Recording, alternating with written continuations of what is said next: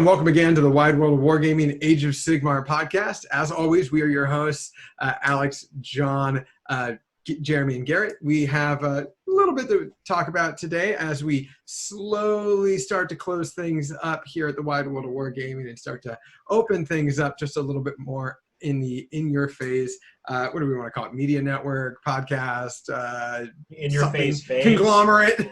But, you know, new phase of our life. Exactly. Yes. Yeah. So, you know, we're going to be talking a little bit about that today. We're also going to be telling you guys a little bit about some of the other things that we're going to have planned in terms of content as we begin to switch on over to that. We're also going to talk a little bit about some upcoming things that we're going to be promoting and also helping participate in the very near future, specifically just a few days after this recording. And then, of course, we are going to be talking about the General's Handbook 2020. Since it just came out, there's a lot there. There's a lot for us to go through and review. And we actually have it in our hands now rather than just some rando leaks or just an image on the checkout page of the Games Workshop web store. So, as always, John, what's on that workbench of yours? Hey, how's it going, Alex, Jeremy, Garrett, my friends? Good to see you this week, as a matter of fact. Not much on my workbench. You know, if they say that shopping is hobby progress, then my hobby progress is I have went from 0 Necrons in my collection to all the Necrons in my collection. So I am now the king of the Necron universe. With I actually bought 3 Necron armies off of eBay. That's why they looked like that. I was like, there's no way that I've known John for this long and he's had that complete of a collection and he hasn't talked to me about that. I was like, there's something wrong here. I don't know what's going on. Where the fuck have these been? I've been to his house. I've slept in his gaming room, crashed there. I never seen a single goddamn Necron, so I was like, never had a single Necron. Nope. You know, it's a thing that I've known about Warhammer. I've noticed before is that edition changes and new codex changes are the time to find people being butt sore about their armies and stuff. And so I got in my mind that I wanted to try out the new Necrons. Actually, it's funny. I was going to split the box set, and then I really found no one to split the box set with me, so I decided I was just going to have both sides. And with our new in-your-face media network coming out, we are going to talk a little bit more about AOS and 40K. I thought it'd be nice to continue having and talk a little Necrons. It's not death, but I'll tell you what, Alex, I'm not a Necron aficionado yet, so I look forward to learning about Necrons on our journey. It's kind of a new phase of my life, as you were, learning about the ways of Necrons. But so far, I'm really impressed with the models. A lot more detail, really nice looking models that I was unsurprised. Other than that, minor thing. Haven't been doing much. Today, I decided to wander out in my pepper garden, and I picked a super hot pepper, a Fatalii pepper from Central Africa. And I ate one of those bad boys, and it was hot. For those of you that are friends of mine on Facebook, I post a little video over there.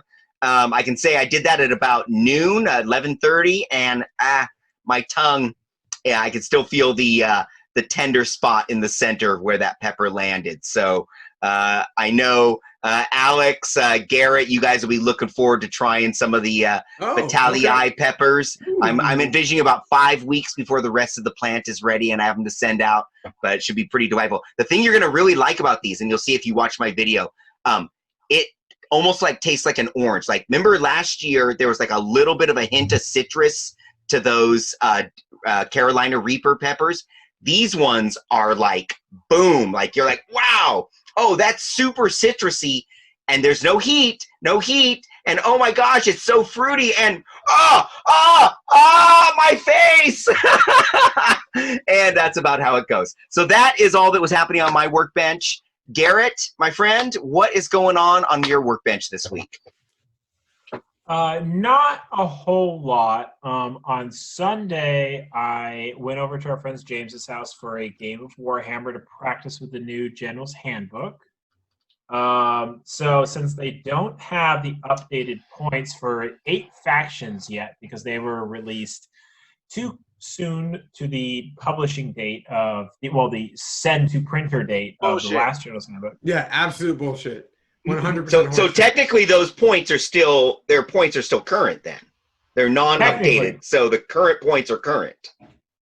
Okay. Technically, yes. But so we decided to practice with. I played Stormcast Eternals, is what it came down to. I was like, Stormcasts, as we'll talk later, they got a resounding ton of point drops, and I was like, let's try these new Stormcasts. They didn't do well. I made some weird lists. I wanted to just practice. Like one list, it's 190 points cheaper with the new points. And I was like, here we go. It didn't do well. Actually, I played that one twice versus Skaven and Night Haunt, and it just got annihilated. But it was fun. We played the new missions, the 2 brand new missions, which we'll talk about later. As opposed to just the rewrites of old missions, and they were quite interesting to play. And then other than that, been focusing on some D&D stuff because I had started a new campaign with my father-in-law and sister-in-law's fiance, and so got to play. They're brand new to D&D, have never played it before, so I set up the Ghosts of Saltmarsh module for D&D 5th edition, and it was a lot of fun. Honestly, it's nice to not homebrew something for once and just run a module where everything is just laid out for me. And the 2 newcomers had a blast. They got into it, and I had my wife and a friend of mine who lives in Pittsburgh, who I played D&D with in all of my campaigns, and they were doing fun too. So had a lot of fun with that on Saturday. And just getting ready for the new edition in Warhammer News. Not the new edition, the new points. Just trying to see what happens to Cities of Sigmar, what happens to Z's, just trying to see what's going to happen so I can get ready and start pivoting my lists and trying to figure out. So that's all I've been going on this week. Jeremy, I've heard you had another fun game versus Alex. Whoa. Let's not get ahead of ourselves. I know it's unusual here that my workbench is bare, but I did something today. I painted one model. I painted one Lumineth ward, basically. You still gotta paint the skin, man. I saw that photo. Yeah, I know. I went to like 2 different game stores to find some Goldman flesh. So I can tell it's a very popular contrast paint. I've been trying to follow the Lumineth paint guide from the actual book. So do they use the contrast paints now in those paint guides? Yeah, they actually mixed him with non-contrast paint, so they're using him to as a wash in some cases, which was surprising to me because that's cool. I guess they decided hey, you don't have to use contrast paints on the contrast only base colors. And the skin is effectively this is my first time using the contrast medium. I've never used it before. I own it but never used it, and this paint guide recommended me use it for a couple of parts, and I was very surprised how good the contrast medium is. Dude, I gotta say, contrast medium is your best friend. Not only should you be using contrast medium every single time, even if it's not an old bottle of contrast, you should be using it on every single color, always at least 1-to-3 kind of ratio, at least in my opinion.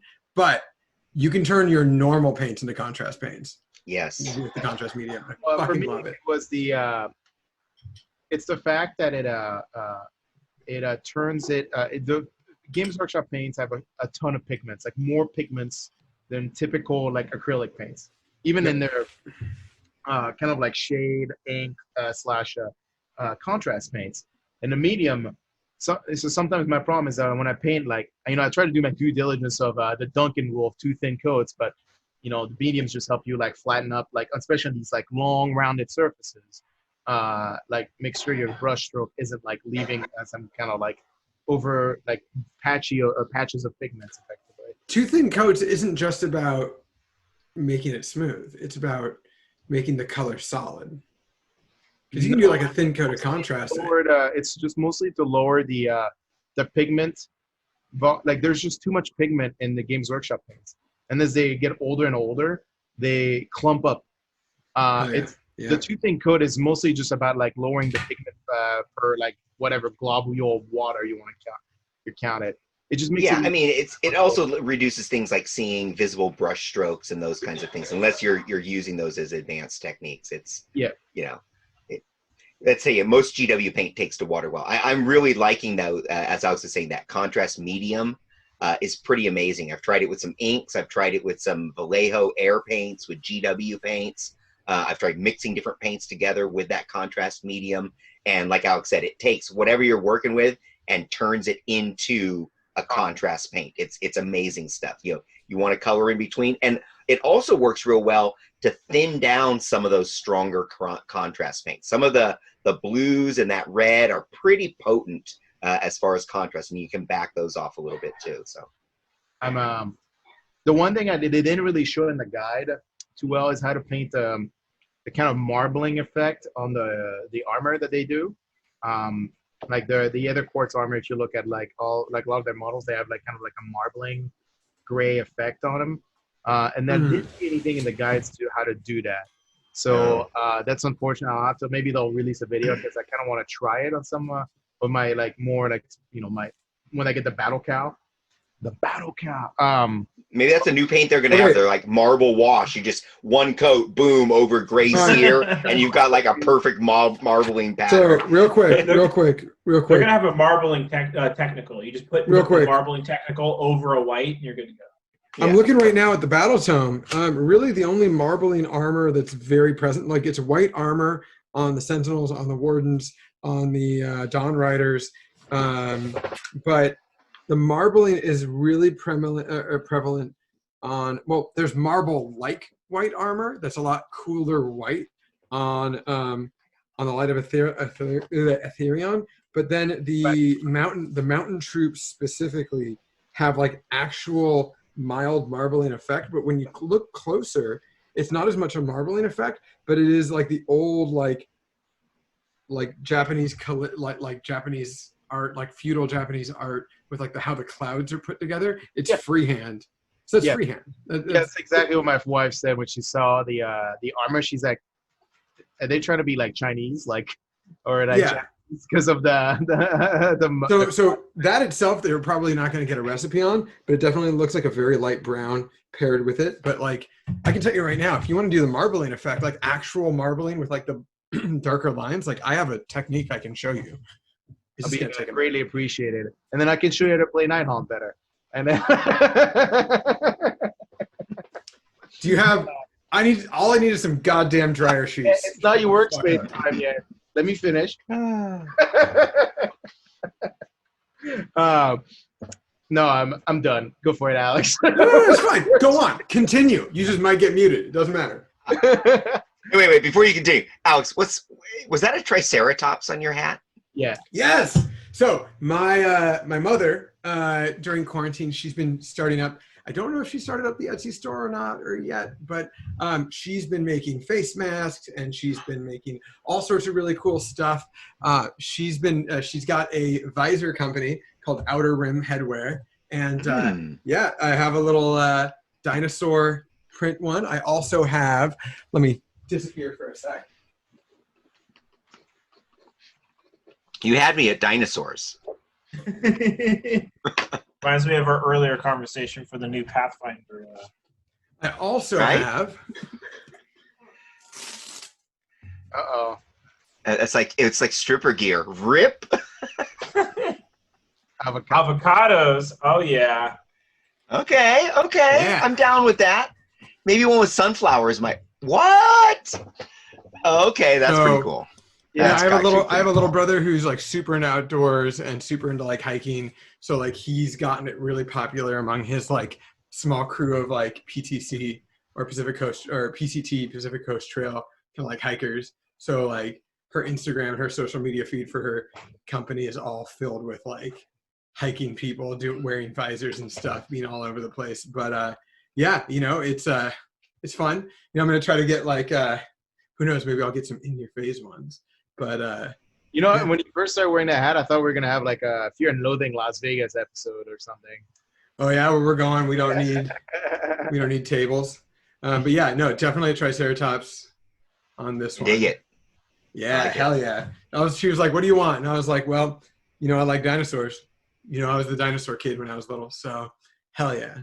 But then, I mean, the sudden interest in Seraphons, then Jesus. Yeah, honestly, no. The sudden interest in Seraphon came from a Total War Warhammer campaign with Krotgar when I realized that you could do a each race has their own like little like special ritual they can do. They can do like one of 4 rituals every so often. One of them is like you automatically get almost completely full stack of feral dinosaurs, and like that was my favorite because I would have like a skink priest on like a stegodon, and then I would have like a whole stack of like eventually as like the Bastillodons, like the feral Bastillodons died, I would replace them with the Triceratops or like a Carnosaur, and I basically have like a stack of like 20 feral dinosaurs or 19 feral dinosaurs and like 1 HQ, and just like be like, oh, a siege battle. I can auto-populate this, but I'd really prefer to just play this one out. And you just go forward, you crack the fucking gates, you just get everyone inside, and it's like, oh man, this is Jurassic Park. So that inspired me. I was like, oh shit, I should probably play Seraphon, even though they don't have feral dinosaurs. So I didn't talk about our game, so because I know we're going to be talking about it on your portion of the workspace. So no, we can't. Why don't you do it? Why don't you talk about it? There's nothing to talk about. You guys can watch it for the next couple weeks. It will last about 1 turn, and then you can hear the moaning and cries from yours truly, Alex, in the background. Okay, you know what? I moaned a lot less. I don't know how a lot less. It's less an old man, like, and he like just beat it into you through shame. I was on my best behavior. Yeah, you were. I have literally done nothing wrong ever, for the record. Ever in your whole life. Ever. Never done anything wrong. Like, the way I described it to Greg was that like that game was me trying to like basically beat the rust out of Alex, like, but not like with like some chemical products and like some sitting in a bath for a long time. I was just like, let me just go get the fucking. You just took a shovel and just went to town, like. Sandblast, get the rust off. But Jesus. Yeah, Christ. no, truly. For our listeners out there, yeah. Long story short, he went, Alex, you're very rusty in Nighthaunt, so let me absolutely beat the fucking shit out of you to teach you a lesson, to remind you not to play the way you've been playing right now. Because I was playing like an OBR player and then not playing like a Nighthaunt player. I was actually not even playing like an OBR player. I was just playing like a dumb shit. So you're saying you wanted to go over the dungeon and have him like bogeyman take it easy on you. Yeah, back in the day, and I don't want our listeners to actually look this up because they might get, I don't know if you share your computer or anything like that. And I'm not going to give you any hints or anything. But in San Francisco, in the Armory, every major city has an armory kind of thing from back in the day. In San Francisco, their armory is a theater. It's a theater now. But in the basement of the theater, there's a very particular studio, let's call it. And that studio is for people who want to arouse certain interests that they wouldn't normally be able to explore. There was a whole website based around it. I don't even need to talk about it. There used to be a Netflix documentary all about it, but it's all in the basement of the Armory. At least it used to be. And sometimes I feel like going to Jeremy's dungeon is like my kink of just getting my ass handed to me. So who knows? Maybe there's some underlying shit I just need to work out with that. I probably just need therapy. Who knows? Why do you need therapy when you got Jeremy's dungeon? That's right. Sounds like you're letting it all out. That sounds very healthy to me. We're letting it all in. That not wife approved. But yeah, anyways, it was one of those. It was a game. We learned. I learned. I hope so, for fuck's sake. Jesus Christ. Yeah. I really like the fact that I feel like we were back like 2 years ago, and like you trying to learn how to play Nighthaunt, and we're just like, why do you keep charging me turn 1? This is not working. Yeah. No, I beat the rust out of him. Beat the fucking There's rust. 4 other turns you can win. Like, why try to win on the first one? Yeah. I mean, to be fair, I have not fought Night Hunt against new KO anyways. So but that point doesn't. Honestly, I'm just grasping at straws here. I'm looking for an excuse. Yeah, I was like, that point doesn't hold true even for like new KO. It's just like, don't do that ever against. No. Against anyone. Maybe against Beast of Cut. I could get away with it against Beast of Chaos. I think. Yeah, that's fair. I mean, I would be impressed if you lose to Beast of Chaos. Period. I'd be more impressed if you play against Beast of Chaos. Well, we could get Kyle out of the house and actually have him. Nah, he's gonna play KO. He's not gonna play KO. He's not. He's gonna play his KO. First, he's got to get his KO built and painted. Then, so. Well, that's a different problem, and that's not my problem, and that's not your problem. That's not my problem. Your workbench, Alex. What are you doing other than losing? All right, so this has been the 73rd episode 73 of Why Would Work. We're see you guys later. Yeah, good night. Yeah. Oh, Jesus Christ. No. Outside of consistently getting bullied by Jeremy. Everybody gets one. Everybody gets one. Oh shit. That's Ben Schmoller's line.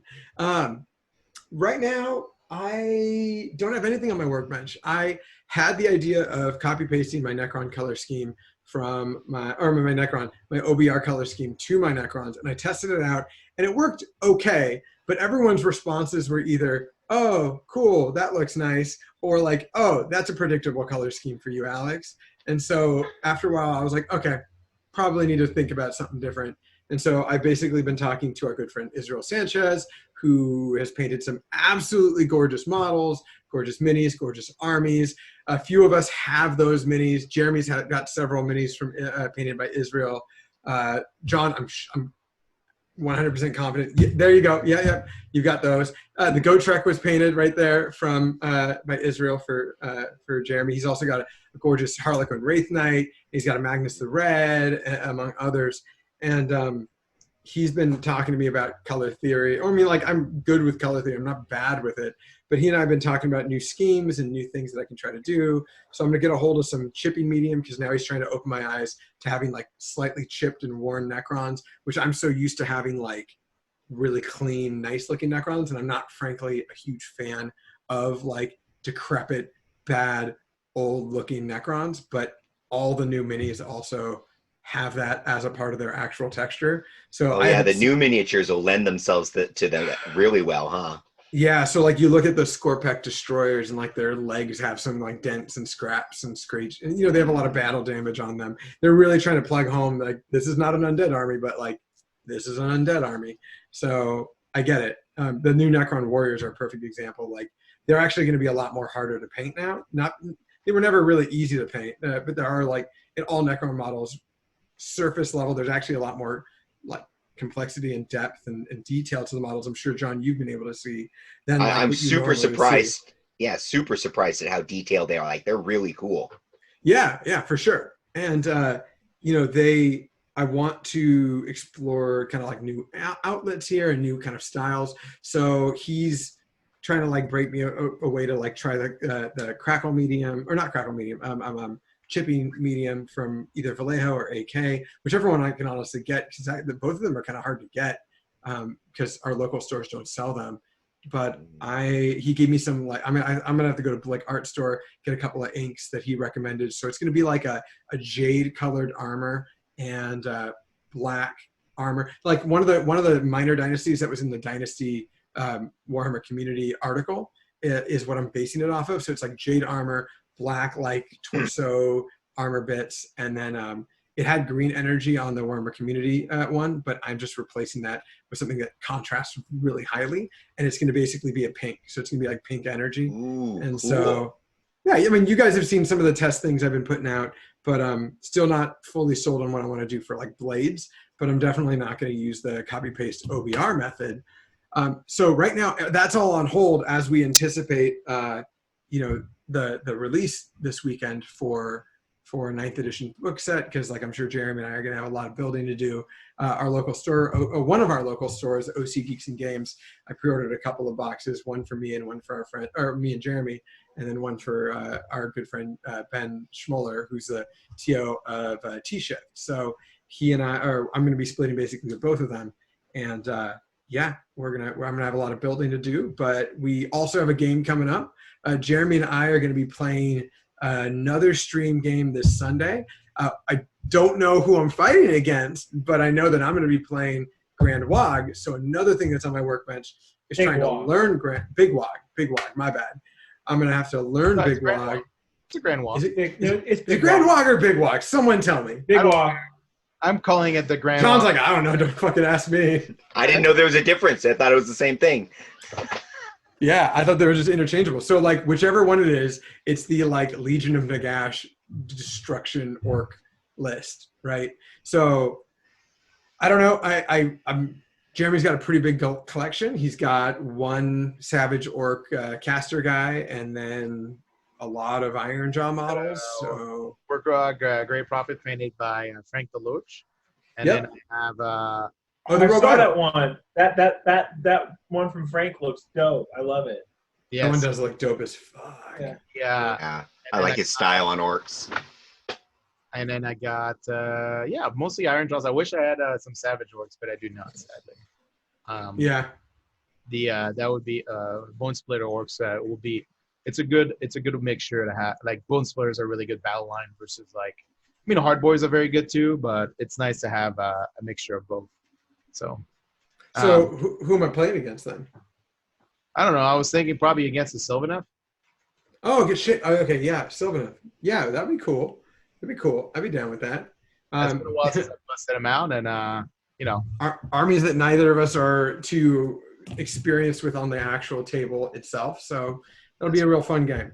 I'm hoping the FAQ comes out before then, so we can actually play some army lists with new points. Well, Sylvaneth got new points. It did. I'm not talking about the Sylvaneth. I'm talking about the Big Wall. The Grand Big Wog. Wog. The Big Wog. Hey, the Rogue Idol went down. The what? The Rogue Idol got cheaper. Yeah, the Rogue Idol got cheaper for some weird ass reason, and didn't get into Legends, which is another. Cool No. Didn't get pumped into Legend. So Too many people like that model. Too many people do. This actually brings us to the topic of talking about the General's Handbook. But before we do so, I got to say, Rogue Idol, one of the coolest models I've ever seen for Games Workshop. really not. Come on, it's just a bunch of rocks. Okay, no. So No, Jeremy, it's fun. Jeremy, it's one thing to just build the model and to paint the model and to use the model. It's another thing to execute it in a way that really gets your opponent going and makes them understand a few things. So there's a local player in the Bay Area, and I'm sure John already knows who I'm talking about, who I visited John when he was running one of his tournaments, one of the Winter Wars events that I couldn't make, but I was in town. Oh, it was the most recent Winter Wars. I was in town with my fiance, and we drove down to Mountain View to see them, say hi, take a look at a few of the tables. Scott Reed was playing with his gorgeous orc army as well. And somebody had a Rogue Idol, but what he had, the base itself had a bunch of signposts on it.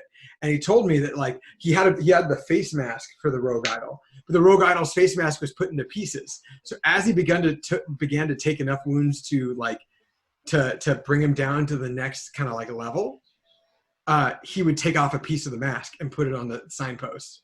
So the less mask he had, the more damage he had taken. And I was like, that's fucking cool.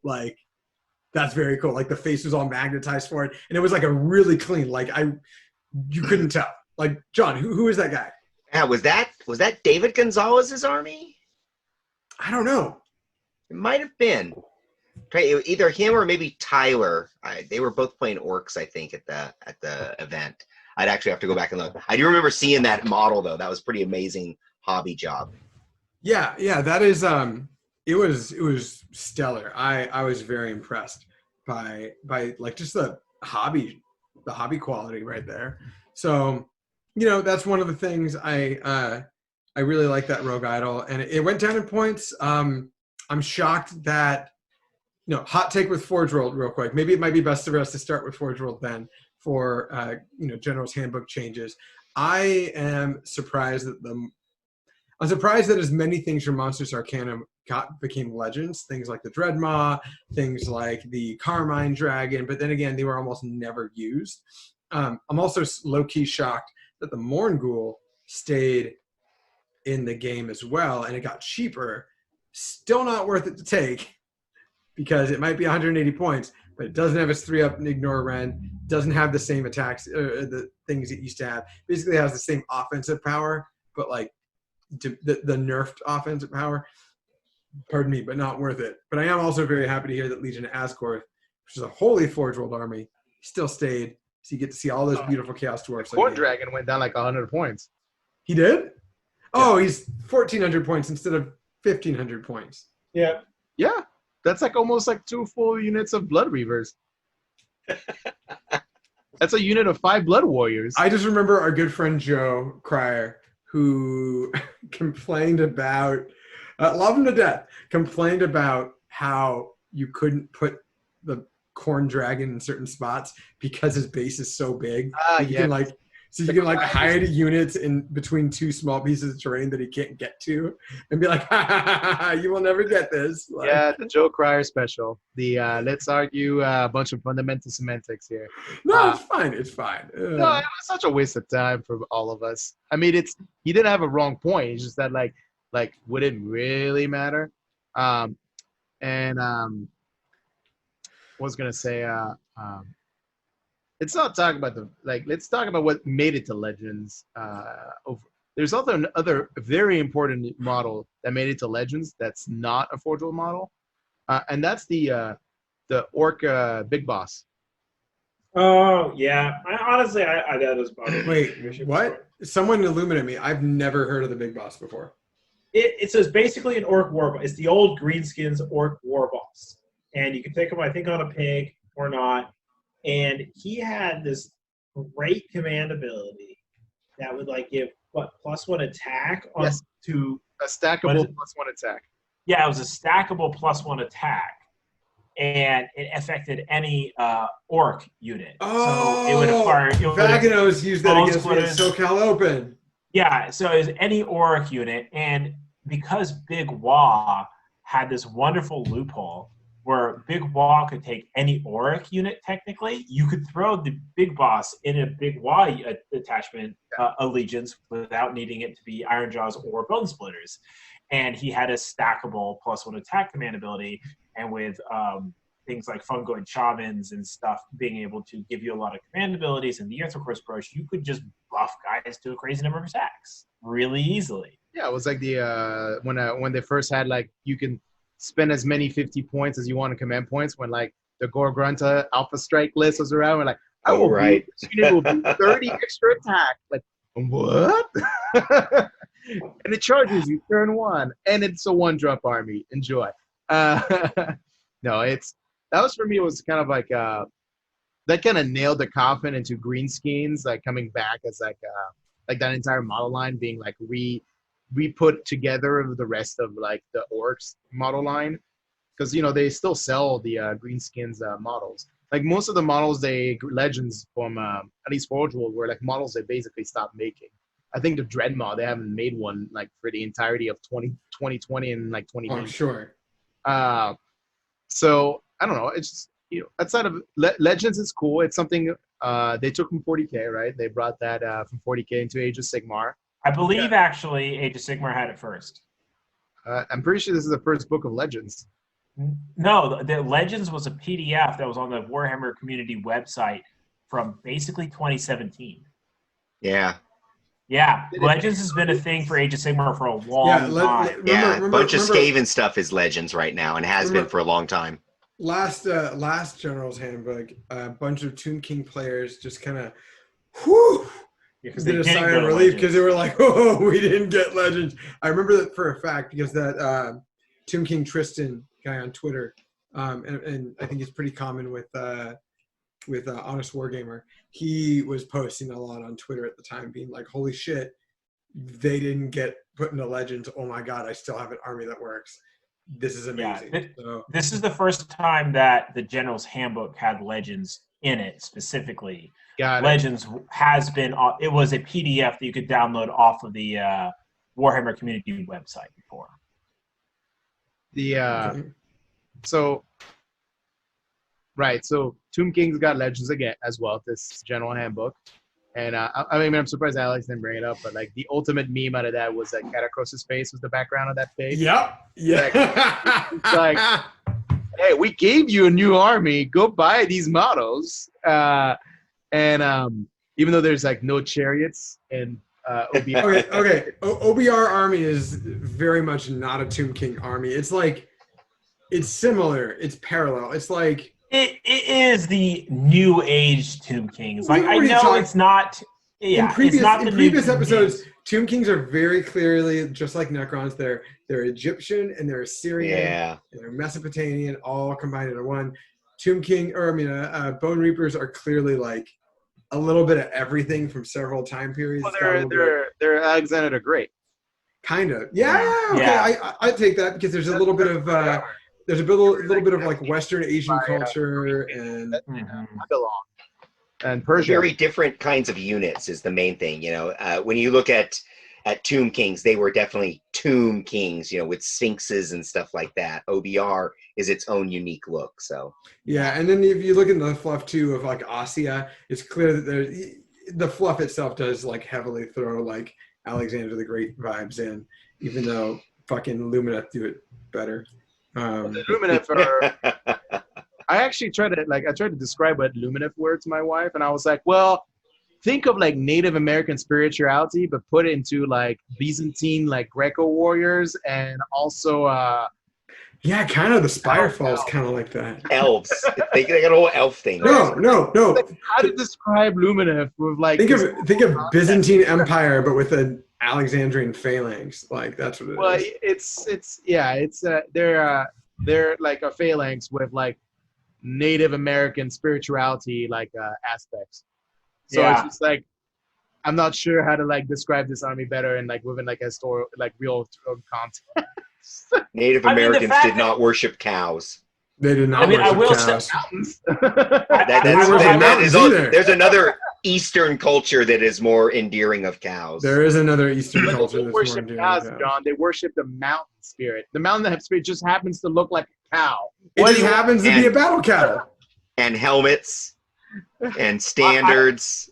I'm just going to say the fact that it's hard to pinpoint a specific culture or thing about Lumineth, honestly, it shows, the creativity of GW to make something unique that has to be inspired by a specific culture. Watch out. You might upset some dude in his basement who's like, I don't want this to be inclusive.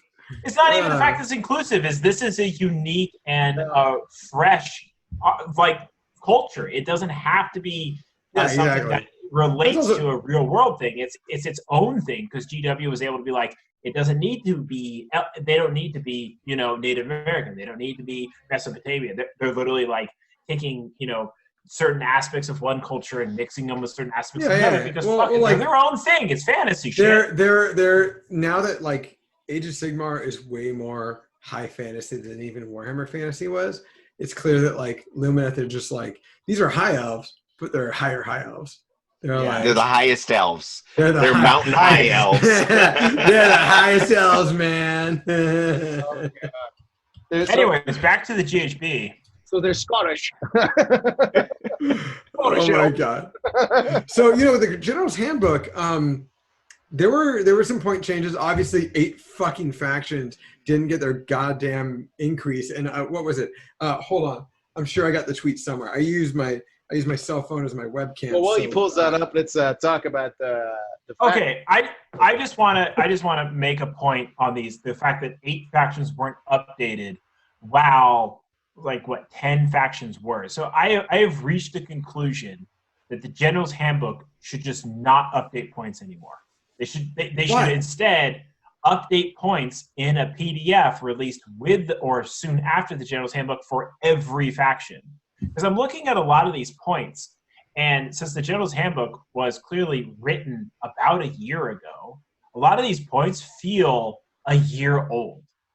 Well, they're mostly from the Winterfect. A lot of these changes, these are old changes. Well, so that's what I'm thinking is the Winter FAQ, which updated points for a lot of factions. I feel like they went, well, we already wrote a General's Handbook that has point updates. Why don't we just pre-release those into the winter FAQ? Oh. And I'm like, and so I'm sitting here and I'm like, but so the problem is there's all of these factions that were not analyzed and with a modern meta. And so there's going to be 8 factions which were looked at 4 months ago that got looked at and then are being put into an FAQ now. And those guys have a much more modern look on how their points should be, while these guys are up to a year old on how their points should be. Honestly, they should just update every faction 4 months ago to now, and just release all points as an FAQ, and don't even bother having them in the General's Handbook anymore. Because they still need the General Handbook for missions. No, exactly. That's what I'm saying, is they should use the General's Handbook for missions and rules updates, but just don't put points in it anymore. It doesn't make sense, since apparently the General's Handbook takes 9 months to go to the printers, translations, and everything, because the Cities of Sigmar was 9 months ago, and it did not make it in this book. I want to grab a bit more about this, because I'm really pissed because they released the 40K facts a week before the fucking book drops. Yup. I can't get the damn GHB fact. It's been a week. Regardless of when the fact is released, the fact that the book itself was finished and sent to printers 9 months ago, which means this book is 9 months old. It just seems so long ago. Why? Yeah. Remember when Cities of Sigmar was released? This book was finished and sent to printers before Cities of Sigmar was released. Yeah. Just think about that for a second. But at that same time, there's no reason they couldn't drop a points fact at the same time. So really, it's not that they didn't put these factions in the book, because they could be dropping their points at the same day the book released. And we don't know. Is the book officially out as of last Saturday? Yes, it is officially out but my point is that. So yeah, they could have backed it.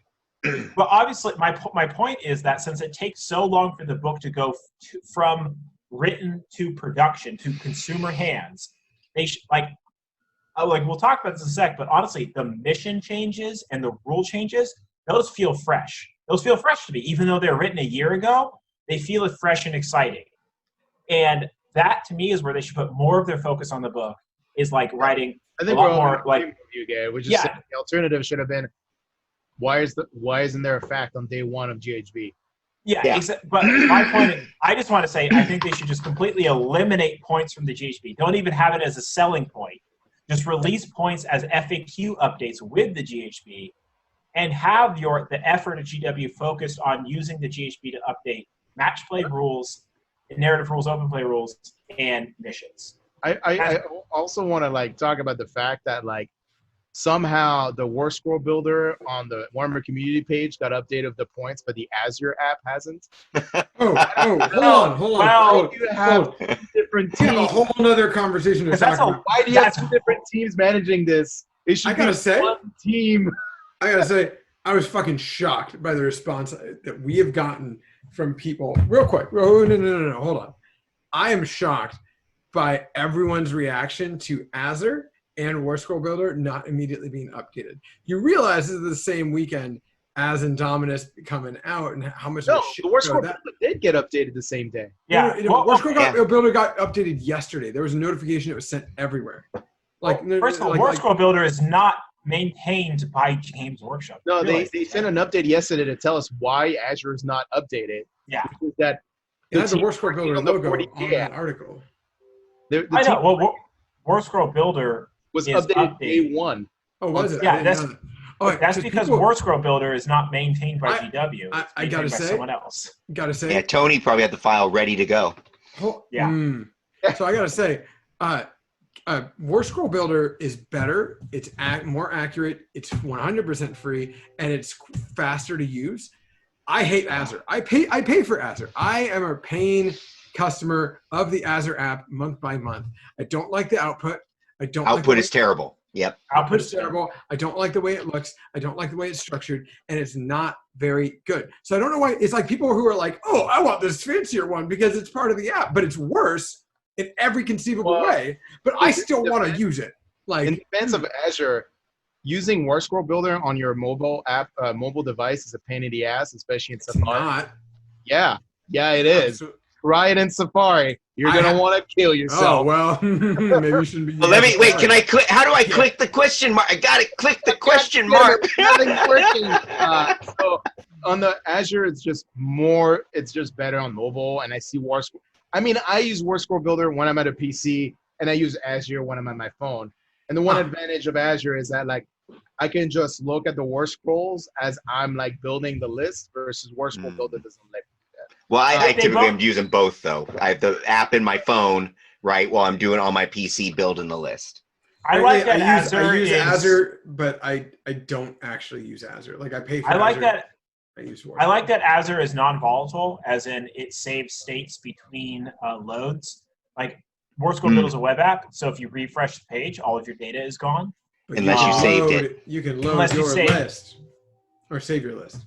Yeah, but like save your list. Like as a mobile user, as an iPhone user, Now, I don't say.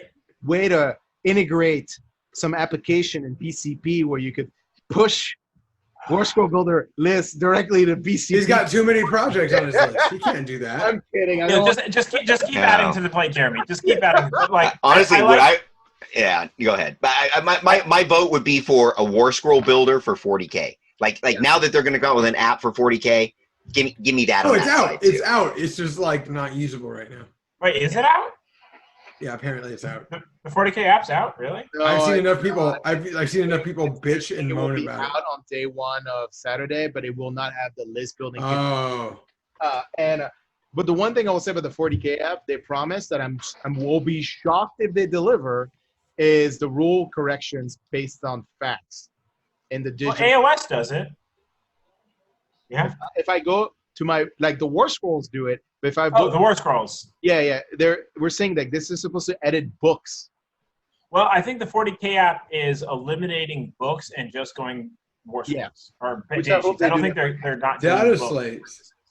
No, they can't. There's still just as much fluff and all that other stuff that you're going to need out of it. You're Yeah, need to get no, because you have all the other rules. You have the what are those things? Command abilities, all that kind of stuff. Strategies. Well, I think they're going to. Well, I think stratagems are going to be like a War Scroll. It's going to be like a certain section or something. But I think what Jeremy's talking about is with the FAQs and erratas, they're going to update the data sheets, but they're not going to update the books themselves. Yeah, I can't see Because- them updating the books. Well, what's worth saying though is that for the books that you used to buy for 40K in the iBookstore, they would update those books with the facts. Yeah, when you bought the deluxe edition of the ebooks, yes, they did do that, and that lasted maybe like what, like a couple years. A couple years, yeah. And then they're basically like EPUB or whatever the other format is, but like it's Enhanced. like you get no updates. Yeah. I've stopped buying them though that way, anyways. 40K has been hard copy for me for a long time. I miss the old like deluxe digital copies. The first one was like a Space Marine book, where literally you had buttons you could click on, and it was like a voice of a Space Marine reading the paragraph. Yeah, that was what cool. the fuck? Yeah, The and Yeah, first the one was enhanced- super badass. The Yeah, enhanced it's, editions are pretty dope. Yeah.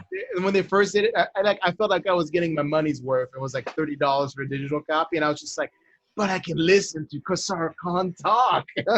Yeah. Did you ever buy the enhanced edition of the Weapons Munitorum? It actually had a soundboard with sound effects for every 40K weapon. So So it's like the salt powered robot application, but like Yes, it was. for I bet you that IG. department was the first one cut in the first wave of layoffs. That's getting dark, man. Anyways, so now that we're done ranting about how the General's Handbook, how GW should do things. Yeah, right. Like we know. Like now that so the General's Handbook itself. My Nurgle army is real happy. I'll say that. Oh my god, yeah. Well, Nurgle got one. Okay, they got a couple of major changes, but like, oh my Never god, had some Blight big Kings. changes. Blight King's going down in points. Oh yeah, Black King's What? dirt cheap now. What is GW? They were already one of the most point-efficient wound per point models and was saved. Like, just defensive capabilities. One of the most point-efficient units in the game. And then they made them cheaper by 20 points per 5. It's 140 for 21 wounds. that have a 4-up save. 500 Like- for a max block now. Oh my god, that is so like I've heard people talk about playing against 60 Blight King lists, and everyone's like, that's just like not fun. No It's way. You don't do anything. Like you can't kill 60 Blight Kings. Yeah, you can. No one can. I already explained it to Bill and Greg on the Team America Slack. Oh, it's really easy. You play Lumineth, you drop the bravery down to 0, one guy, and they're like, shit. You let them kill 10 of your guys. Yeah, and you're drop like, the bravery to 0, and then I mean they have bravery the 9. points cost Quit 2. this game. They Quit have this no game. command points. Anyways, Dumb. So- It's stupid. And so it's that fun to play Lumineth, is it, Alex? This is my fucking lukewarm take. Lukewarm They're a feel bad army. so anyway, You know what's funny is that I remember the guy who did that Rogue Idol, Sonny Nguyen, he's also been playing Lumineth against our buddy Ruckman, and their review sounds exactly like your guys' review. Broken, not fun. Here's the thing. You can have a bad Lumineth army and play average to below average, and like people won't mind it. People won't mind it at all. But like, if you know what the fuck you're doing and you're actually using your allegiance ability, shit gets fucked. yeah, I was talking to Beginner I was army. talking to somebody, and I was like, "This book is broken," and he's like, "What do you mean it's broken?" I'm like, "Not that it's gonna like just raffle stomp everything. It's broken because it has an insane amount of negative play experiences. That's the It problem. does have an with this insane book. amount of negative play Like experiences. it's like maybe it's not gonna like go 5-0 every time you play it. It's not like old Slanesh, where it's just like dominated. Yeah, but old months. Slanesh, frankly, old Slanesh was not a feel bad army. Like, Yeah, that's the thing is No, it's no, not like like- old Slanesh, which dominated the tournament Slanesh for months. dominated, and I got my ass handed to me by Slanesh with Night Hunt. I never went like, holy shit, I'm reconsidering my thoughts on this entire Exactly. game. Like with Lumineth, it was like, oh, you can't actually do anything. Like I got into like a weird Twitter argument with a guy You the don't other get day. to play. I don't know if you guys saw that, but it was like the guy was just like trying to explain. He was like, well, Mortarch Guard do the same thing. And I'm like, absolutely fucking not. You can avoid them because they're slow. You can do this. You can do that. They're not that like you know that there's a breadth of range there.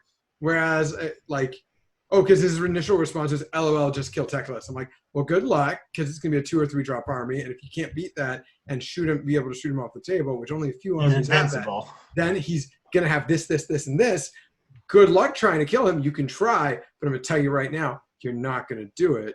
And then, like, the guy was just like, oh, well, like, more like OBR do the same thing, not realizing I'm an OBR player. But, like, the argument was just, like, poorly designed because he was just like, oh, well, like, they have a negative play experience because they have a – Jeremy and I have had long discussions about why patch effects specifically need to be changed. His argument was not that argument. His argument was, well, the +1 armor saves a negative play experience. I'm like, okay, well, no, because with an army like Lumineth, they completely invalidate the army. So does Tzeentch. Is like, oh, shit, damn, your +1 armor save? Good.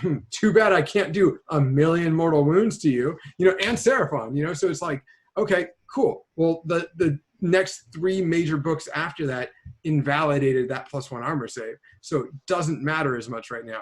To a fucking filthy casual, absolutely yes. It might get them a little salty, but like play better with the army you got might be helpful. This is maybe the only room where I might get scrutiny for that because, Jeremy's here. But I mean, Yeah. I made the case like the Cathlar spell needs to be rules changed to if you fail bravery test or in your movement phase, you can't move. If you fail bravery test or in your charge phase, you can't charge. But if you fail bravery test or in your combat phase, the Lumineth player gets to either make you that unit -1 to hit or -1 attack. Not what's shocking to me is if you cannot swing. let's say you have a magical unit that somehow kills 19 fucking wardens, right? You could use your Calathar, make them ignore battle shock on a 6 Oh my god, we're gonna still. Hold on. 6 I'm plus not talking 19. about the Cathlar. And then you can make an enemy opponent who lost 1 model be minus 20 against their bravery and lose the whole fucking unit. I'm not going to For talk about free. the For free. combat. No dice rolls, and I guess the 2-up dice roll to ignore bravery, but otherwise you can just transfer that. Get good. Shoot it off the table. It has not. Okay, how many? Anyways, this isn't a Lumineth episode. That's Yeah, right. I hear there's some new missions out there. Yeah, I wanted to talk about the new missions. I really Garrett, tell me about the new missions. That I only have it on my stupid app, and I can't read text that small. So I've looked at the pictures of the new missions. Tell me how much fun I'm going to have. Okay, so ignoring the 2 brand new missions, which I played, I like the overall new missions. So the first thing that they did is shift to deployment zones. So for Battle for the Past, no more stupid triangle, flat, horizontal. Bravo. I hated that stupid triangle. Like, it was interesting, but like, oh my God, it was annoying to set up, and I just hated it every time. Oh, yeah. There's no more noxious deployment maps, right? They're all pretty reasonable. No. Oh, okay. There's like No, one, there's still maybe the, 2. The weird step ladder deployments, which I The feel weird step ladder is not too bad, though, is what it It's turned just- out to All be. right, the measure. step ladder's not that bad now. It wasn't that. It's not as extreme as other step ladders. The It's mission just a- design of that one, the knife set, what's it called? forcing the hand. Where's the hand? but- Holy shit! But yeah, we'll get to the 2 new missions. The first thing I want to say is one of the biggest changes is about half the missions, I want to say, added a new scoring condition. So, for example, Total Conquest. So old Total Conquest was you get 1 point per objective you hold. And then if you took an objective from your opponent, as in you control it and previously your opponent controlled it, you get an additional point for that objective. And then they added, if you have a leader, basically if you're controlling an objective and you have a leader within 6 inches of that objective, you get an additional point. The one thing I not totally But the clear leader on is- doesn't have to hold the objective, though. No. Well, Hmm. he has to hold it. He has to be part of holding it. He just has to be within 6, and you have to Okay. hold it. So Yeah. I guess technically he could hold a separate one or whatever. But as long as you're holding the objective and you have a leader within 6 of the objective, you Boom. get a bonus point. I don't know if that's per objective you're holding. So if you have a leader within all 5, do you get 5 bonus points? Or is it just as long as you are having a leader within 1, you get 1 bonus The point? word as written, it's implied that if there are 3 objectives in that mission, how many objectives are in that mission? It's 4. Right? 4. Yeah. 4. Yeah. So if there's a hero, you get an extra point for each objective scored for each hero. If there's a hero in your army, a friendly leader. Yeah. within I 6 of think each it's one. worded that way. I don't know if It's- that was intended or not. I but think it was intended. maybe it was I intended. like that. But here's the Yeah, thing. but basically There- you could get bonus points for having leaders help hold objectives, which is cool because it adds more points of it, more maximum points available. Because in theory, you could get, like, if you stole every objective and you have a lead and you stole them with leaders, whatever, you could get 12 points that turn instead of 8 points. So the total number of points that a normal objective would get is increased. Focal points uses monsters and behemoths and stuff like that. So I like this new mechanic because it increases the total maximum points. So you'll see a little bit more, like, interesting point values. It's going to be harder to just, like, math out, like, you just need to do X, Y, and Remember, Z. shifting objectives, you get a bonus point too if you have battle lines specifically. Yeah, so shifting objectives is battle line. A couple others use leaders. The other big change I noticed was in a controversial mission, Better Part of Valor. So Better Part of Valor originally is if you hold an objective at the end of you could burn the objective at the end of your turn, and you get points based on how long you held it. They changed it to being similar to, like, hero-based missions where the first unit to come to it controls it, and you cannot relinquish control until you kill the unit that holds it. Oh. And they made them 3-inch objectives, and they made it so battle line are the only ones who can hold them. Whoa. Yeah, Okay. so Better Part of Valor. That's huge. Huge. So Better Part of Valor is actually a much better mission now because it's not just like steal all the objectives, burn every objective, I win. It's like, no, you have to use battle line. B, you have to kill the battle line unit that was holding it if you want to burn your opponent's objective, and you have to use a battle line unit to steal it from them. And C, it's only a 3-inch zone instead of a 6-inch zone. Wow. So 12-inch pie plate versus a 6-inch pie plate. All battle line are not created equal. No, Yeah, they're not. so It's better. And by the way, the 3-inch thing though doesn't work. It doesn't apply if you kill the battle line. Oh, really? I believe in the rule. In the rule, it says that if the unit kills the unit, the battle line unit, that battle line unit takes control of it. I don't think it has to be within 3 inches. The next movement phase, I believe it does have to be within 3 inches. Oh, just hopefully they'll errata that. Wow. So if you're like, it's like spread out with this big cloud. Yeah. Oh, there Or could you be could some just shoot interesting them off. stuff. Or as long as your like Lumineth Sentinels are freaking ranged units, and they just shoot a battle line unit off an objective, steal it and burn it, right? Is that what you're thinking, Jeremy? So While they're bubble wrapped. I was pretty sure it said, like, I remember reading it. It says if the battle line unit dies to another battle line unit, they get it basically. Let me double check. If a friendly unit is in 3 inches, you lose control. If a battle unit is not within 3 inches, only one battle unit can control each objective. If an enemy unit controlling an objective is destroyed by an attack made by a melee weapon by a battle line. Melee weapon. So you're unlikely. As long as they are I was good wrong. luck, They you have- fucking sentinels. They do also have to be within 3 inches. Jeremy was flat out wrong. He was just hoping to find a loophole that does not exist.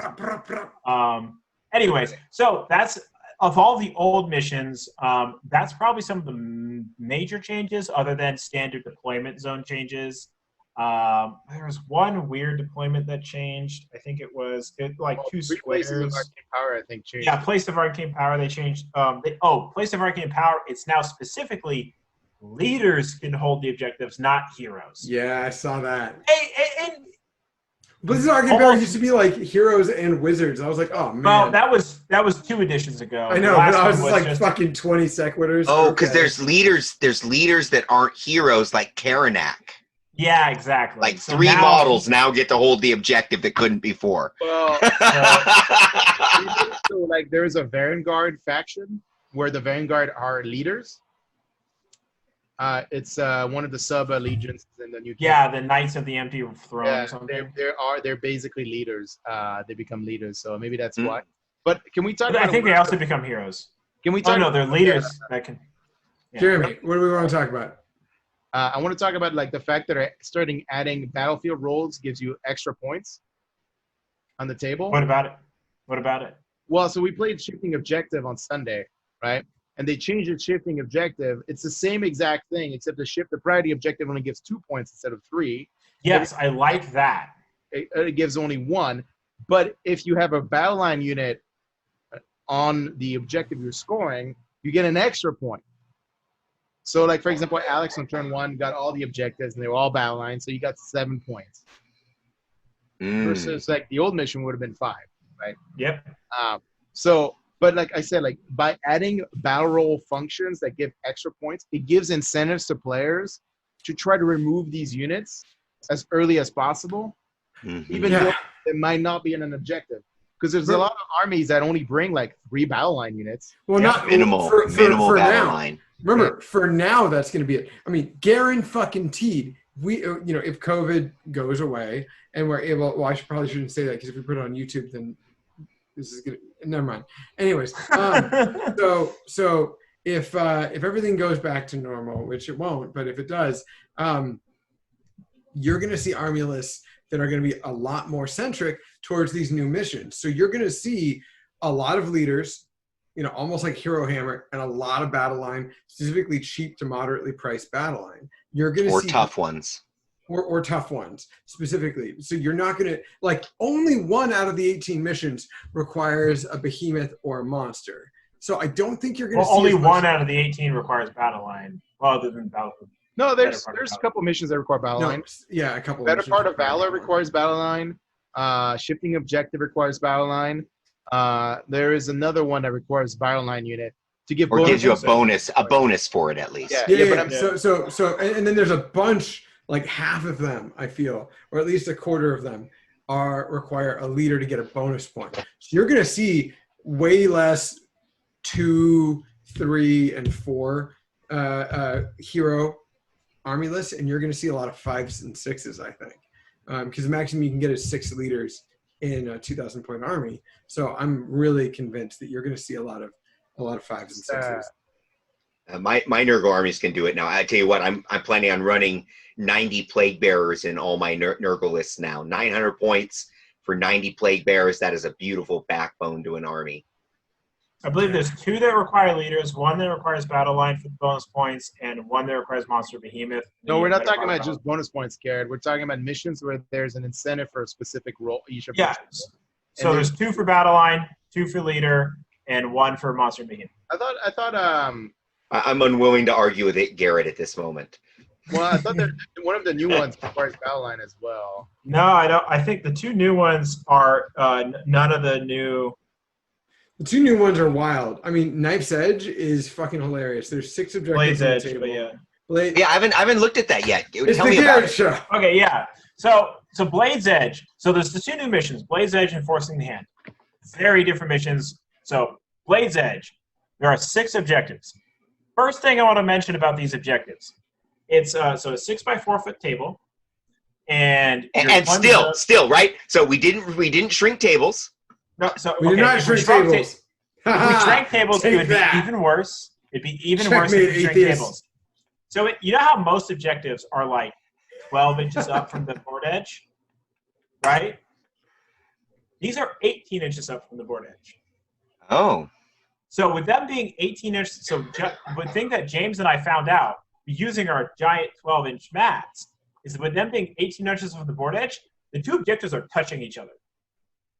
They're exactly 12 inches apart from each other. Whoa. Easily there, and also with a 12-inch deployment zone, you cannot start the board on any of the objectives. That's right. You can't start on any of the objectives, and the objectives are incredibly close to each other. They're all basically lining up the middle of the board. Yeah, but you're forgetting the most important part of that mission. Well, no, honestly, this to me is a huge important part of the mission. So, is that all the objectives are like really centralized? We get it. They're real close together. Okay, so the way this Are they close mission together? works, They're not. They're really close together. John, did you know that? They're COVID-19 That's so. objectives. They're not socially distant. It's inappropriate. They're we complain minimum to? socially distant. If we were going to try to monetize this video, there's no way we could now. So this objective, every objective is worth 1 point a turn. But starting on turn 2, the person who ends up going second, not whoever loses priority, but whoever ends up being second, whether they won priority and decided to go second, or lost priority and were forced to go second. The person who goes second removes 1 objective every turn. So starting turn 2, they'll be down to 5 objectives. So John, if you and I, if Jeremy and I were playing and it was the 3, OBR 2. versus Fire Slayers, and he had, apparently, let's pretend Jeremy in a perfect world was not playing correctly, and he put 2 units of 30 Hearthguard on 1 objective. I could be like, haha, I'm going second, you're taking a double turn. Well, that objective doesn't exist anymore. Get fucked. You know, like I like it. Yeah. I like what I'm hearing. Yeah. It's actually it's a really rough. interesting It's really mission. rough. The one I consolidation like- is that objectives are very close to each other, Yes. but that still will fuck with some players. This sounds like a fun mission. It It is. is It's a a great lot of fun. What I appreciate is that they made it Matthew Pashby proof. You cannot forget that going second doesn't give you 3 points because you're literally the guy going second. It's just like that Also- objective doesn't exist anymore. They straight up removed relocation orb. Thank God. Yeah, 'Cause- yeah. Yeah. Except for the note about playing 2019 missions. Yeah. Well, Anyways. also remember LVO. Yeah. Am I- So We'll talk about that, John, in a second because I have a funny story about that. Okay. yeah. So the other mission, Forcing the Hand. This is another one I actually really like. So basically, it's this weird step ladder deployment, which actually is. We went it's over just this in the last episode. What, the new Forcing the Hand episode Yeah, mission? Jeremy, The whole thing? Jeremy and I played it. We talked about it. Yeah. Okay. Well, one thing I want to note about Well, I don't remember this. Keep trucking on. Yeah. You do you, Garrett. You do you, girl. Come on. Basically, John, do you remember this mission? Are you talking about the last episode? I had Yeah. a Zen experience during the last episode. Yeah, that's right. So basically, on this mission, there's 6 objectives down the deployment zones, essentially, and there's 3 for each person. And on the start of your turn, your opponent picks one of the objectives in their territory, Oh. and they make it your primary objective, which is worth 3. Oh, right. Yes, actually, I do remember Alex talking about this. Yes. Yeah. So the one interesting thing I want to say about playing this mission is you guys start really far apart from each other. The way that the deployment zones are set up, like, yeah, technically it's a 24-inch gap, but because of the step ladder, the middle of the board, you guys end up being like 30 to 36 inches apart from each other.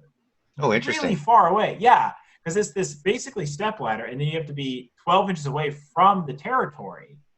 And so we set up, and it's like, yeah, there's no first turn charges going on here. I mean, it was Skaven versus Stormcast, so it was like that wasn't going to happen anyways. But it was like no way in hell. Like, we were nowhere near unbind ranges. It's really easy to just deploy completely in the opposite side of the board from your opponent in this mission. Well, yeah. Once again, the AOS team has shown that they are amazing at designing missions. Like, to me, that is one of the things that makes Age of Sigmar really the best game that Games Workshop puts out. Now, this year, last year, every year, is the mission design and how well it integrates with the types of armies and the types of rules of the gameplay. I know we're all looking forward to the new edition of 40K coming out, but I would be very surprised if even half the missions are as good as all the missions from the new General's Handbook. Yeah, well, they're going to be different mechanics as well. I mean, like, if we're going to talk about 9th Ed 40K for like a hot half second, there's totally different scoring mechanics. There's like actions you have to take that take a few minutes. I'm actually kind of surprised. I was actually expecting something like that to be integrated into the General's Handbook as well. Oh, so you were thinking we'd get even more levels of complexity added to the missions, huh? I honestly thought I actually thought we were going to, but I mean, didn't they end up added happening. the weird like secondaries, like the auxiliary objectives. We do have auxiliary objectives. Those are just hidden agendas with a new name. I know. They're hidden. No, hold on. They're hidden agendas with a new name, but they are now the tiebreaker. That's a big one. Now, all of our listeners, if you played Age of Sigmar for more than a day, A minute. you'll know that like A week. the tiebreaker for every mission is who killed more models. Doesn't exist anymore. Now it is just the two. You have these 2 auxiliary objectives, which most of them are the hidden agendas. Yes. Then if you completed them, boom.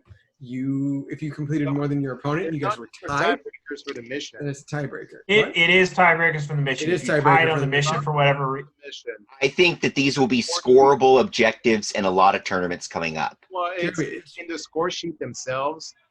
They're tracking them for. They basically reintroduce battle points. Yeah, but look at the. No, if you look at the actual 12 new missions, they say if you tie on victory points, whoever scored more auxiliary objectives gets a minor They victory. rewarded them to that way. But for the More are all available all the time? Is that No, what they you mean? pick 2. It Okay. says before you start each mission. It's in the rules for each mission specifically. Each player choose the 2 auxiliary objectives. Auxiliary, but not in mission. But what I was trying to tell Garrett is that they also which I really hope more TOs use, which is the score sheets from General Handbook. And the score sheets actually have check marks for like, hey, did your opponent score 1 or 0 or 2 of his auxiliary objective? And there are more points depending on like the result of that scenario. So I'm guessing they're planning on using them for tiebreakers for overall placement inside a tournament. Yes, they do decide draws inside the actual game, but they also decide draws or position in the overall event. They're basically worth 15 points, 5 points apiece. Yeah. The auxiliary objectives are basically worth 5 battle points apiece because it's 60 battle points for a major victory, 15 points for 3 auxiliary objectives, 5 points for sportsmanship and then 20 points for paint. I think is what it is. Yeah. All right. There you go. Paint. Have your fucking yeah. army painted. You goddamn. Yeah. I'm a That- big that- fan of that. I know you are, John. And there's nothing But- wrong with you. I will say though that paint is like broken down to are you battle ready and did you base your model? Like are you 3-color minimum and are you based? Are like the two options for Well, paint. Battle And Ready then, by Games Workshop standard is not 3 paint minimum, by the way. yeah. But still, hold on. It's one of those I things. where it's applaud like, effort, hey, not quality. Frankly, it again. Are you wearing no pants, Alex? I'm wearing pants. I'm wearing shorts. Oh, okay. I was a little frightened by what I saw a second ago. You gotta sign up to my OnlyFans account to get that. Well, Only can fans. I didn't know that was an option. Iron Front Alex. Only fans. After what you were talking about earlier, I'm kind of intrigued. But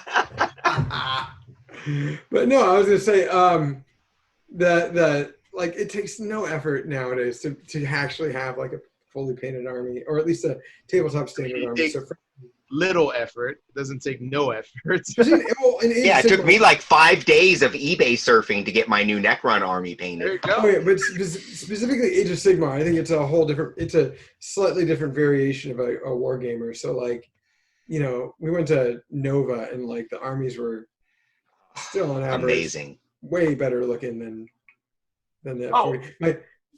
I do want to mention one thing about the tournament pack Jeremy was referring to earlier. So the sportsmanship. Before, they gave you sportsmanship points for offering a handshake at the start of the game. This time, they said a handshake or a fist bump at the end of the game. Well, you want to be socially distant, right? So like. I know, exactly. I like that they added the fist bump, but they made it at the end of the game to say, like, hey, we played a good game, rather than we're about to play a good game. I don't know. I'm down. I'm down with a fist bump on both ends. Yeah. When you play me, it's like basically anal lubricant required. So it's like a fist bump. So I should get max. Yeah. To give you the exact wording. Well, some of us require more than a bump with that, I'll say. Maybe Alex is down to a bump nowadays, but. You get 2 out of your 5 sportsmanship points for opponent introduced themselves in a friendly manner and made a respectful gesture, such as offering a handshake or fist bump after the game. A respectful gesture. Oh, so that's cool. So you can give him a So little be like hang a drink. loose. Get him a drink. There you go. Yeah, I- for sure. After the game, it's good to drink. It's everything we've ever hoped for Games Workshop, which is like, hey, Games Workshop, would you please support competitive gaming? And in the AOS world, they're like, yeah, here you go. Here's a format. Here's a score sheet. Here and like, go for it. Like, just use the missions from this book. Just use our format. What more support would you want from Games Workshop at this point? Like, yeah, I mean, they're not running. Are you not entertained? Yeah, it's a usable format. That's the thing is, if you've never ran a tournament, and you're just starting out, it's always easier to start with an existing format. You follow that, you get practice. It helps you get through the basic bumps and problems, and then from there, you're inspired to create your own So John, unique way of holding a tournament. I've run one-day events. Garrett's run one-day events. Jeremy's run one-day events. What's more important is you, sir, have run GTs. You've run bigger events. What are your thoughts? You've run GTs?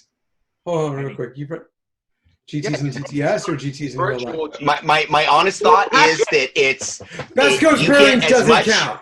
You get as much out of the GT as you put in. And if you put in all the effort up front to build a community and attract good people, you're going to have a great time. So That said, if you're first time running a tournament, I wouldn't recommend running it off the GW rules pack. Really? Why is that? Not for a GT.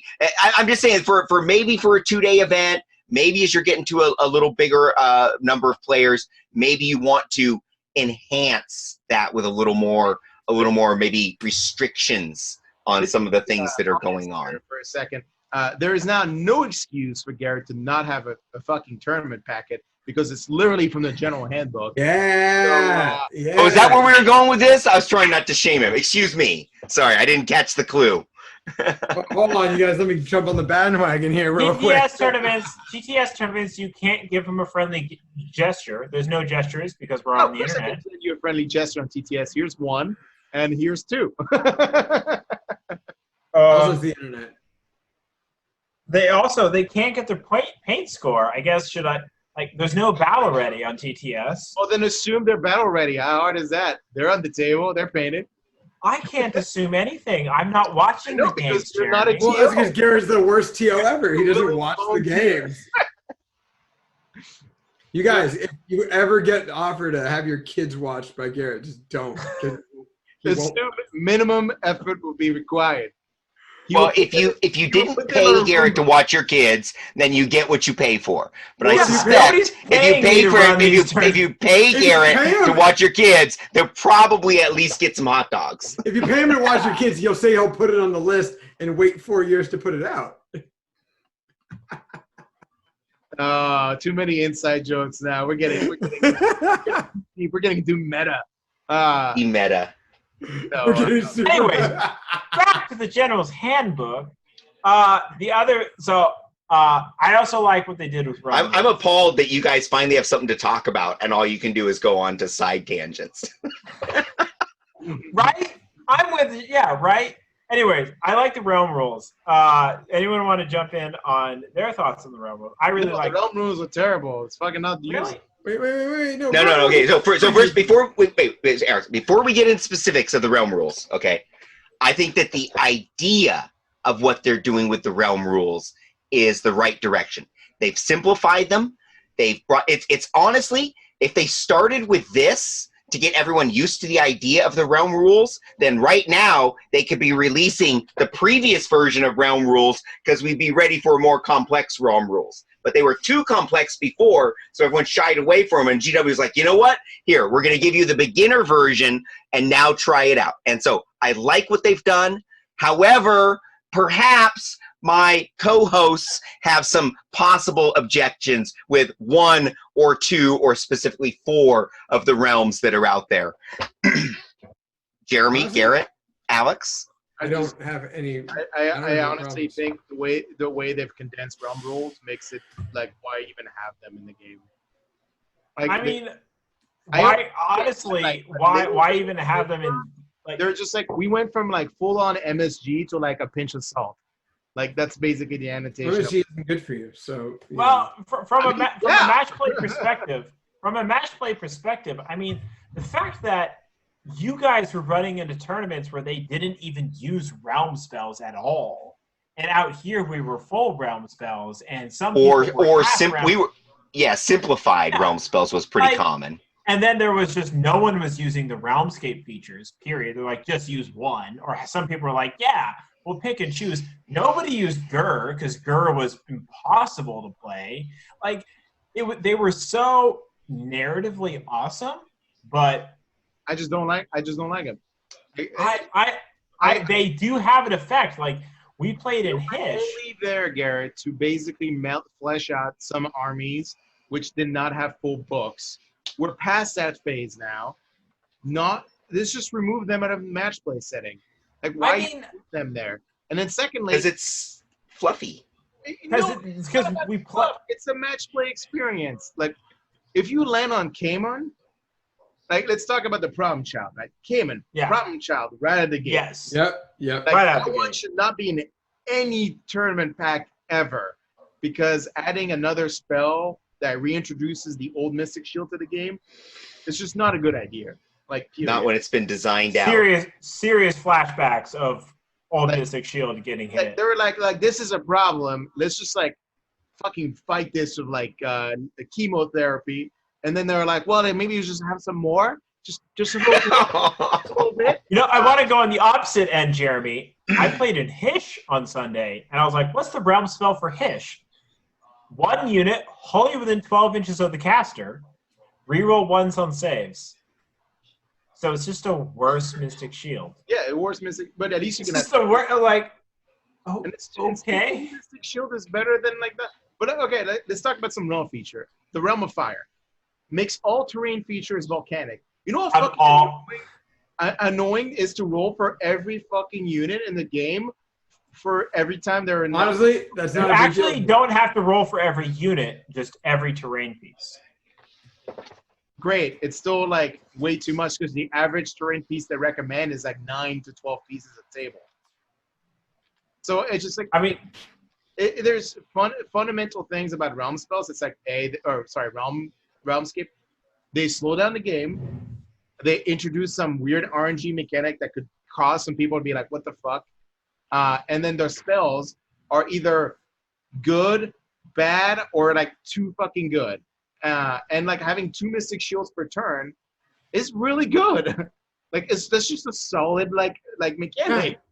I guess I'm coming from the perspective of I've already accepted that realm rules have to be a thing because that is what Age of Sigmar is. Age of Sigmar is played in realms, and so you have to play in realms. Like I've accepted that, and back like when realm rules first were introduced, I was against them. I did not like realm rules at all because I was like half the realmscape features. Like again, yeah, the RNG mechanics, the fact that you can just be in a realm where the realm spells will massively buff your army.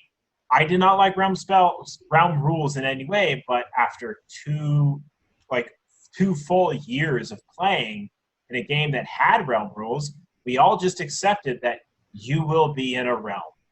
That is what happens.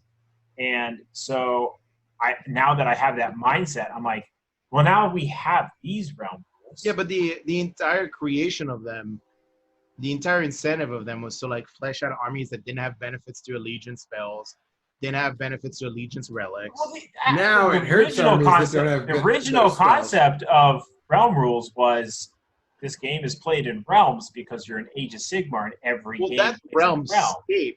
I'm talking about realm artifacts, realm spells.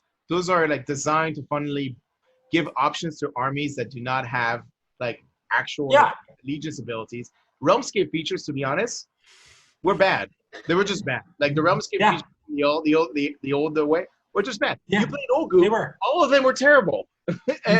and you played Fire, and some of them were just literally just, hey, you're an army that has fly, you get shit on. And then, anything that focuses one type of army is always bad. They were just bad. Yeah, but what I see now is with the current setup is I still am going to use them the same way I was using them before. I'm going to pick a realm for a day. So for an RTT, that whole RTT might be held in a particular realm. And for GTs, there might be a realm day 1 and a realm day 2. And build themes around it.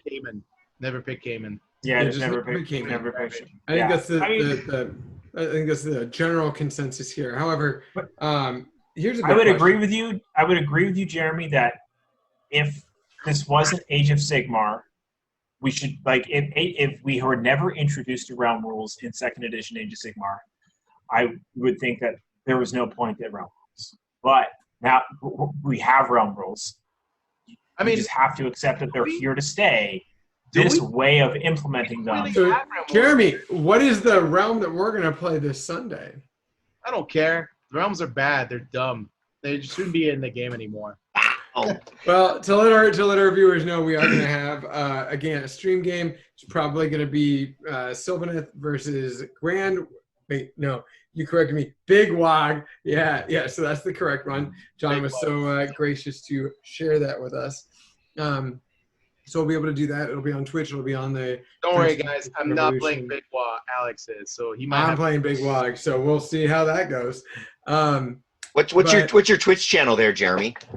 It's the French D6 Revolution.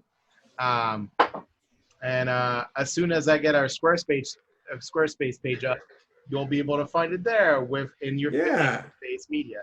Or exactly. Another thing that we have going on this weekend, though, so that's going to be on Sunday, but on Saturday, we are going to be on a special 27-hour AOS Rantcast. No, you're not. Not this Saturday. This upcoming Saturday, that is correct. No. Sunday, buddy. 10. No, it's Saturday, but it's Saturday the 25th, not the 7th, not the. Oh, I'm sorry. You're right. Saturday. Yeah, we're totally going to talk about it next week. So a preview of what we're going to talk about next week is the upcoming Rantcast with our teammates here. Yeah. Oh man. Fuck me. Yeah. Great way to close. That's what you were closing the show with, right? What to look for next week? For the record, last weekend, like on Saturday or Friday, Jeremy was like, "Well, hey, we're doing the Rantcast this Sunday, right?" I'm like, "No, it's next Sunday." So it turned out it was not even next Sunday. So it turns out not even Sunday anymore. He was wrong, and I was like, "Jeremy, no, you're wrong. I'm right." And I'm like, "No, even I was wrong." by a whole fucking week. God damn it. I had to make sure of him that it was like 10 a.m. or 10 p.m. because I was just like he showed us this like hand scribbled sheet, and I was just like, I can't tell if it's 10 a.m. or 10 p.m. He's got a plan. He's got a plan. He's the man with the plan. Mr. Neff is a really great guy. You guys are out of phase. That's all I got to say. Yeah. So out of phase and out of time. Yeah, seriously. It's going to be a really great time. We have some more announcements about that a little later. We are going to be on the AOS Rantcast for Mr. Meth. That's going to be two Saturdays from today. We'll go into detail next episode, though. One more thing. We are probably going to look for volunteers to do a test Twitch run of Vermintide 2. Yes. And if you are willing to help us with that, please hit us up at our Facebook channel. I mean, you probably know us personally, so just message us on Facebook or fucking anywhere you can find us. Send us a page. At Ironfront Alex. Yes, At the French Overlord. At G Mulroney. Honestly, yeah, you can hit up Wide World of Wargaming and we'll be able to get that information over, or In Your Phase at In Your Phase on Twitter, or In Your Phase Network on Facebook. We're going to be able to give you guys that kind of information. And we've been playing a lot of Vermintide. Garrett and I have, but of course, Jeremy recently got it back, and it's a really fun game. And the Twitch feature is really cool. I wasn't aware of this until I played last with Jeremy. But if you turn on a special Twitch stream feature of the game, your Twitch followers will be able to change which enemies spawn against you. So they could be like, how fun. Oh, God. Yeah. How fun. Storm Fiends for days. No, fuck Storm Fiends. You're like, Chaos Spawn. Oh, God, right. I forgot about Chaos Spawn. Oh, Yeah. Storm Fiends. It's cool. It's like it gives the audience the ability to pick, choose their adventure instead of choose your own adventure. Choose their adventure. Choose your adventure for us. Choose our adventure. That's right.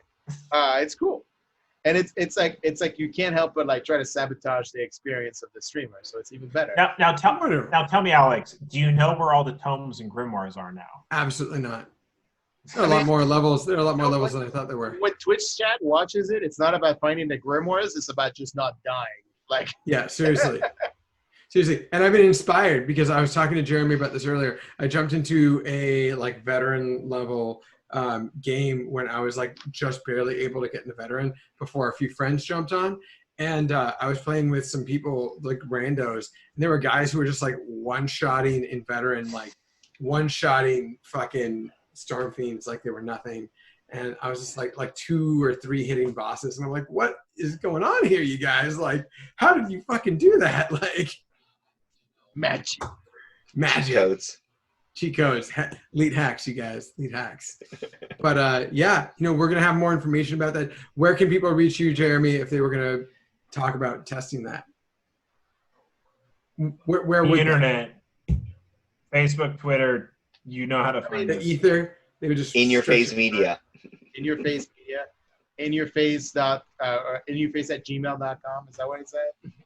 Yeah, something like that. It is. Yeah. In Your Phase 2020 at gmail.com. We're gonna have to work. That's in your right. phase, in your phase 2020 at gmail.com. We're gonna have to work. It's going to be the email address. We're terrible at this.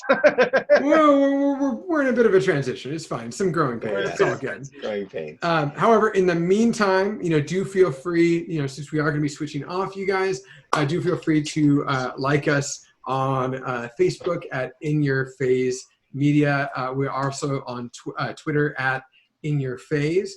So do like and follow. We're going to be giving you guys a lot more content. In the last 2 episodes that we're going to be on the Wide World of Wargaming, we're going to provide you guys a lot more details as to where we're going to be at, where we're going to be in terms of the future, in terms of a timeline. And we really hope that you guys do join us on that journey.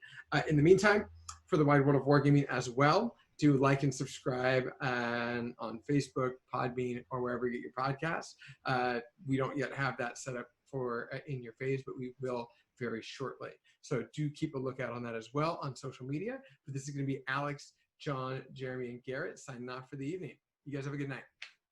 Night, folks.